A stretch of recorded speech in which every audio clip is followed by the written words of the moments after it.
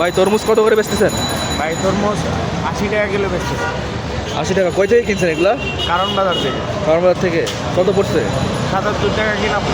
আপনি কি ফুটপাতে ব্যবসা করেন নাকি অন্য কিছু এর আগে করছেন? না, আমি লাস্ট দিন হচ্ছে দুবাই থেকে আসছি। দুবাই থেকে আসছেন? দুবাই, সংযুক্ত আরব আমিরাতের আবুধাবিতে ছিলাম। ওই জায়গাতে ভিসা জটিলতার কারণে বাংলাদেশে চলে আসছি। অনেক টাকা লস হয়েছে। কত লস হয়েছে? প্রায় 4 লক্ষ টাকার মতো লস। লস হয়েছে। এখানে আসি ব্যবসা ফুটপাতে এখন ব্যবসা লইছি, প্রায় 18,000 টাকা পুঁজি কাটাইছি। হ্যাঁ, অলরেডি 8,000 টাকা এখন লস। লসে আছে। এমনিতে চাঁদা দাদা দিতে হয় ফুটপাতে বসলে? না, আপাতত চাঁদা টাদা কোনো কিছু দিতে হয়। দিতে হচ্ছে না, না? তো কি কি কোনো চাওয়া পাওয়া আছে সরকারের কাছে বা এমনিতে? আমাদের একটি চাওয়া সরকারের কাছে যে দুবাইয়ের যে বর্তমান যে সমস্যাগুলো আছে প্রবাসীদের, হ্যাঁ, যে ট্রান্সফার বিষয় যেটা বন্ধ, ওইটা যেন চালু করে দেওয়া হয় অতি তাড়াতাড়ি বাংলাদেশিদের জন্য। এটা একটু ডিটেলসে বলবেন।